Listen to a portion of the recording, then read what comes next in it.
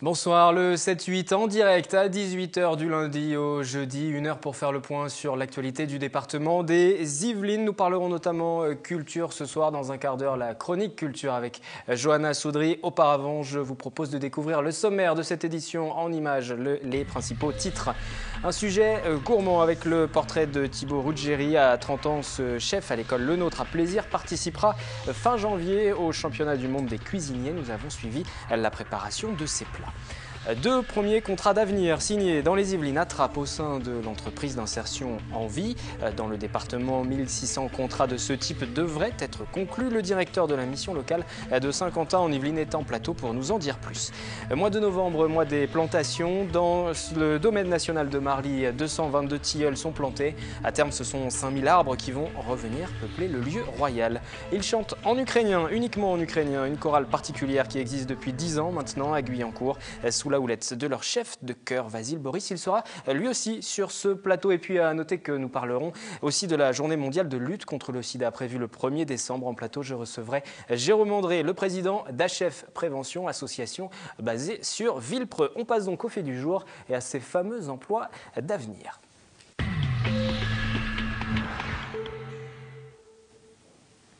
Accessible aux jeunes peu qualifiés. Depuis le début du mois de novembre, les emplois d'avenir visent à fournir une première expérience professionnelle. Pour quel public et à quelles conditions? Alors que le chômage explose encore au mois d'octobre avec les chiffres qui ont été communiqués hier, plus de 45 000 nouveaux demandeurs d'emploi sur le mois d'octobre. Nous allons poser la question à François Chemec. Bonsoir. Bonsoir. Vous êtes donc le directeur de la mission locale de Saint-Quentin en Yvelines et de ses environs. Les emplois d'avenir, est-ce que c'est cette formule une recette miracle?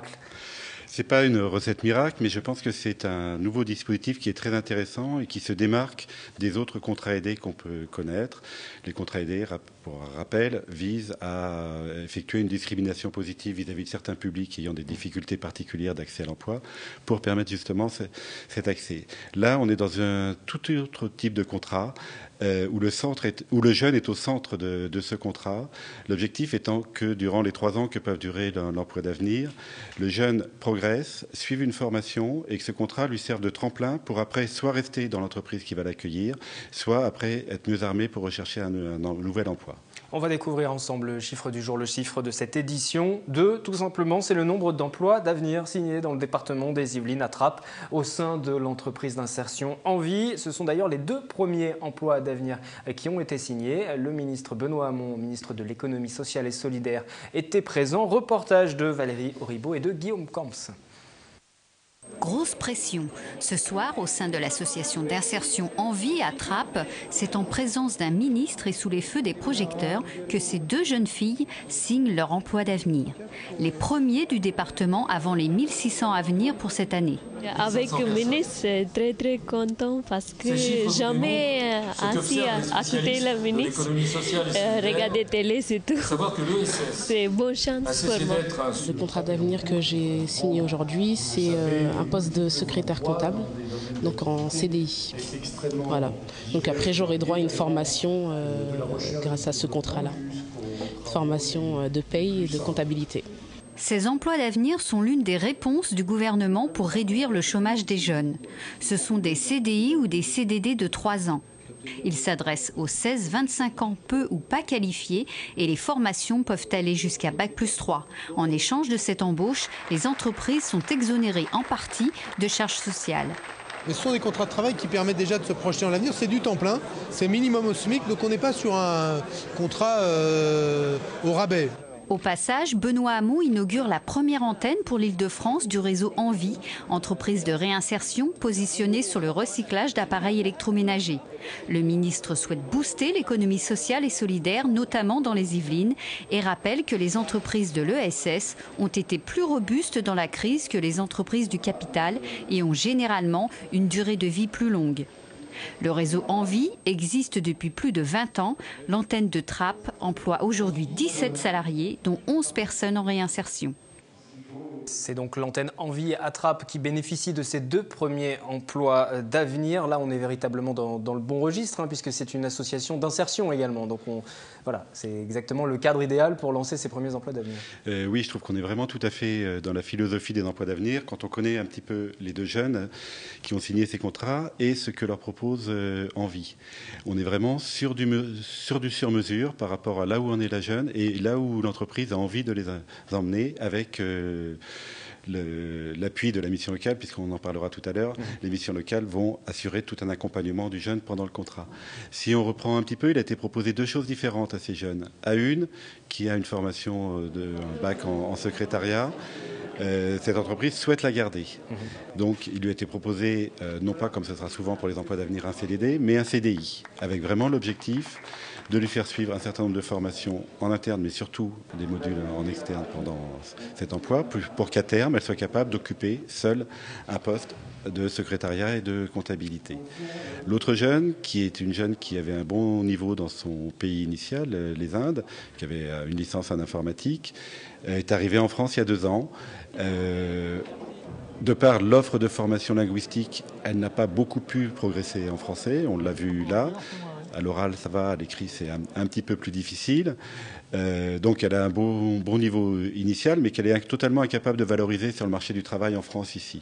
Et là, Envie lui a proposé un contrat de 18 mois, avec comme objectif clair, d'une part, d'être en situation de parler le français 8 heures par jour en occupant son poste, et 2, de travailler sur son projet professionnel et sur un projet professionnel plus ambitieux qu'un poste d'entretien. Et on a entendu, en plus, elle était ravie de rencontrer le ministre, qui était assise à côté d'elle. Le ministre Benoît Hamon qui précisait dans l'interview qu'on a entendue au cours du reportage également que ce n'était pas des contrats au rabais, véritablement les emplois d'avenir, et c'est ça qui change peut-être un petit peu avec les autres formules. On est sur une base de vrais contrats, pourtant que ça veuille dire quelque chose. Oui, par rapport à d'autres contrats aidés, on est là sur un contrat qui est prévu pour durer 3 ans, qui est un plein temps, qui est rémunéré au minimum le SMIC, mais ça peut être plus. Donc c'est vrai que c'est aussi un contrat qui permet aux jeunes de se stabiliser, de faire des projets, etc. On n'est pas dans la précarité des CAE qui durent 6 mois, qui éventuellement seront renouvelés ou non. On va continuer à expliquer à qui s'adressent ces emplois d'avenir. Une petite précision tout de même, il y en aura 2 types pour le secteur marchand et le secteur non marchand. Oui. C'est-à-dire ? Alors aujourd'hui, je vais parler des emplois d'avenir dans le secteur non marchand. Par secteur non marchand, on entend les associations, les collectivités territoriales, aussi quelques organismes de droit publics tels que les hôpitaux par exemple, ou des organismes de droit privé assurant une mission de service public. Voilà. Par contre, les services de l'État ne pourront pas embaucher d'emplois d'avenir. Il y aura aussi un volet emploi d'avenir dans le secteur marchand, mais là, les métiers, les secteurs qui seront éligibles à ces emplois d'avenir seront déterminés par un arrêté du préfet de région qui n'est pas encore sorti, donc je ne vais pas en parler aujourd'hui. On va s'intéresser donc dans le secteur non marchand, ces emplois d'avenir, quelles sont les modalités pour y participer, pour en bénéficier? Alors déjà, je pense qu'il faut définir le public qui peut en bénéficier. Du coup, ça permet aussi de définir les postes qui peuvent être proposés. Ces emplois d'avenir sont vraiment destinés à des jeunes de bas niveau de qualification, c'est-à-dire prioritairement des jeunes ayant un niveau inférieur au bac, c'est-à-dire qu'ils ont pu aller jusqu'en terminale, mais ne pas l'obtenir. Et puis aussi à des jeunes qui ont obtenu un CAP ou un BEP, donc qui est un diplôme professionnel, mais dans ces cas-là, ils doivent avoir 6 mois de recherche d'emploi dans les 12 derniers mois. Et à titre dérogatoire, et donc vraiment là exceptionnel, c'est aussi ouvert à des jeunes qui habitent en ZUS et qui là peuvent avoir un niveau jusqu'à Bac+3, donc licence, mais à condition d'avoir aussi 12 mois de recherche d'emploi dans les 18 derniers. En zone urbaine sensible, quartier où c'est vrai que les jeunes, y compris les jeunes qualifiés, ont des difficultés particulières d'accès à l'emploi. Dans vos missions locales, vous œuvrez justement à l'insertion de tous ces jeunes. Est-ce que vous présentez déjà ce dispositif qui est tout neuf, il n'a même pas une vingtaine de jours?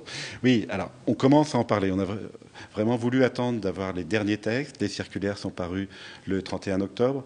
Il y a eu des calages jusqu'à la fin, donc on a attendu que les circulaires soient bien arrêtés. On commence à en parler, on commence à recueillir des offres, on fait surtout un gros travail de sensibilisation vis-à-vis des employeurs potentiels qui eux aussi découvrent ce nouveau contrat qui est vraiment nouveau, qui ont vraiment besoin d'explications, de s'approprier les tenants et les aboutissants de ce contrat, et habituellement ils y voient un réel intérêt. Voilà.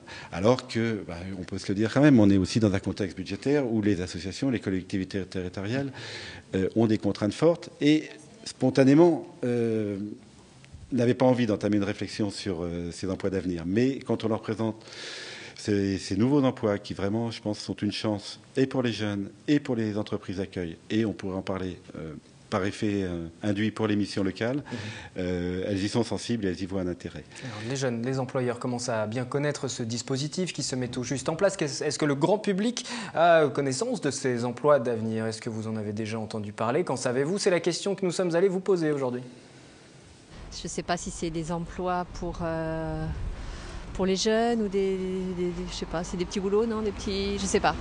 Si c'est lié aux affaires, aux économies d'énergie et aux énergies nouvelles, oui, c'est peut-être ça. Pour moi, je fais un peu l'association à ça. Bon, au niveau emploi, c'est une nouvelle proposition du gouvernement pour les jeunes qui sont très à court de formation, qui n'ont pas fini leur scolarité ou des choses comme ça. Voilà. Oui, l'emploi d'avenir, c'est-à-dire qu'on met les gens un peu en alternance pour...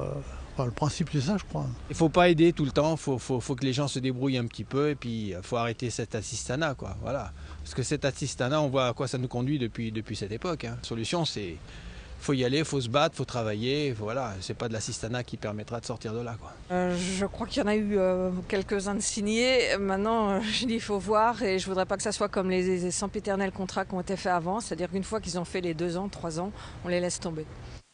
Ah, ça, c'est intéressant. Une fois qu'ils ont fait les 2 ans, 3 ans, est-ce qu'on va les laisser tomber? Alors, il n'y a pas d'obligation d'embauche à l'issue de ces emplois d'avenir. Mais justement, l'esprit de ces emplois d'avenir, c'est de ne pas les laisser tomber, de préparer la suite. Donc, dans ce cadre-là, il est confié aux missions locales une tâche nouvelle qui va être le suivi de ces jeunes en emploi, en liaison permanente avec le jeune, avec le tuteur, avec le responsable de la structure qui l'accueille, pour, d'une part, élaborer un plan de formation qui sera réajusté au cours de l'emploi d'avenir en fonction des opportunités, des tâches qui pourraient être confiées aux jeunes. Et puis aussi, nous devons faire un bilan 2 mois avant la fin de l'emploi d'avenir pour voir quelles sont les opportunités qui sont proposées aux jeunes. Est-ce de rester dans la structure ou, bon, il n'y a pas de perspective, et dans ce cas-là, pour travailler avec lui sur sa recherche d'emploi future. Donc il y a un vrai encadrement de la part des missions locales. Il y aura aussi une rallonge budgétaire qui sera accordée par le gouvernement. 30 millions d'euros pour les différentes missions locales. C'est de l'argent qui va vous servir à quoi? C'est de l'argent qui va nous... pas 30 millions demain sur pas pour 50 ans en Yvelines, les 30 millions, mais c'est de l'argent qui va nous servir à créer un poste, parce que là, on est vraiment dans une mission nouvelle qui est confiée aux missions locales, qui va demander une vraie technicité, parce que tout le volet offre de formation va être assez complexe. Il va falloir mobiliser tous les dispositifs de formation, que ce soit ceux du conseil régional, que ce soit ceux de la formation continue, que ce soit l'offre du CNFPT pour la fonction publique. Et il va falloir vraiment bien connaître ça. Donc c'est pour ça que là, on va créer un poste quand j'aurai un peu plus d'informations sur cette subvention. Au cours de l'année 2013. Début Juste 2013, une petite parenthèse par rapport au micro-trottoir, si vous étiez avec nous il y a quelques instants. On a entendu une personne dans le micro-trottoir évoquer l'assistanat. Je voudrais juste vous faire réagir par rapport à ça. Ben, je crois que justement, on n'est pas du tout dans la... La personne disait qu'il y avait trop d'assistanat et qu'il fallait que les jeunes aussi se débrouillent tout seuls, voilà, pour résumer la pensée. On n'est vraiment pas dans de l'assistanat, on est dans un vrai emploi, dans un contrat de travail, 35 heures par semaine. Le jeune est mis en situation de production. Voilà. Et on se préoccupe de l'avenir. C'est-à-dire que ce n'est pas juste un CDD, parce que trop souvent, les jeunes, quand ils sont en CDD, eh ben, ils vont jusqu'au terme du CDD, et puis ils pensent après à la suite, avec l'espoir d'être gardés. Mais là, ils sont en emploi et on voit plus loin que le terme de l'emploi d'avenir. Actuellement, 2 emplois d'avenir qui ont été signés. C'est à Trappes, c'était la semaine dernière. On parle de 1600 pour l'ensemble du département. C'est possible, c'est réalisable? Ça fera à peu près 200 sur 50 ans en Yvelines. Alors, c'est un objectif ambitieux. Il ne faut pas tout attendre des emplois d'avenir. Si on prend un peu la mission locale de Saint-Quentin, on a chaque année environ 1000 jeunes qui trouvent un emploi durable. Donc, 200, ça sera des opportunités supplémentaires à proposer à ces jeunes. Après, ça me semble réaliste.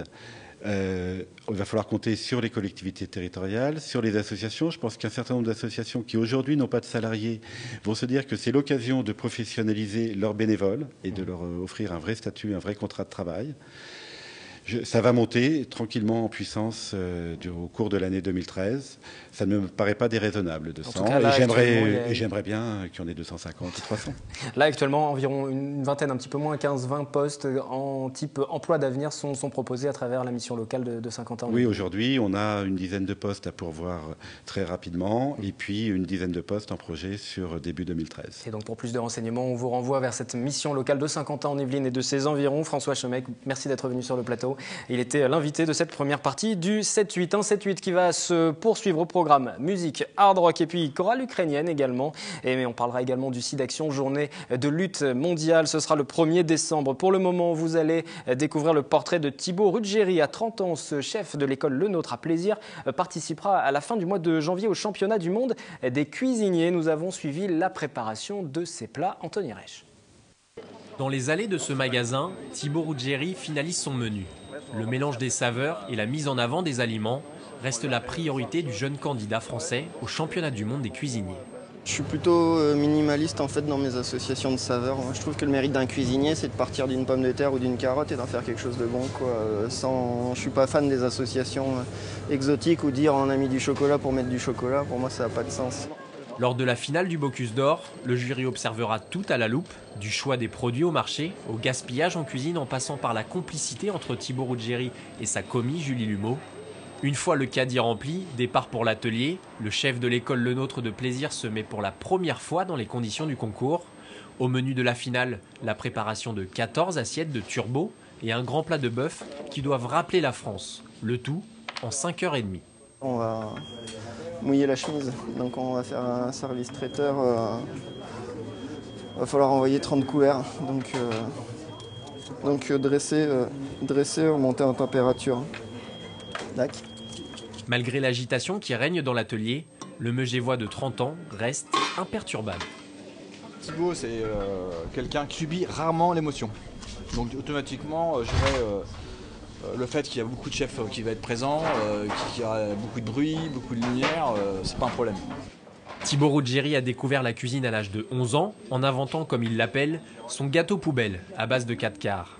Celui qui milite pour une cuisine improvisée aime prendre des risques et fait revenir ses filets de turbo à la poêle. Chaque geste est précis, étudié, pour que le plat devienne une œuvre d'art. Et après 1h30 de travail, le turbo à la grenobloise se révèle être un feu d'artifice de saveurs. J'aime bien la répartition des saveurs, ouais. J'aime bien. Je trouve que les trois, on a du rassurant, on a du caramélisé un peu doux et on a du bouillon très léger, un peu boisé avec la truffe. Ça me plaît beaucoup. Rendez-vous le 30 janvier pour la version finale.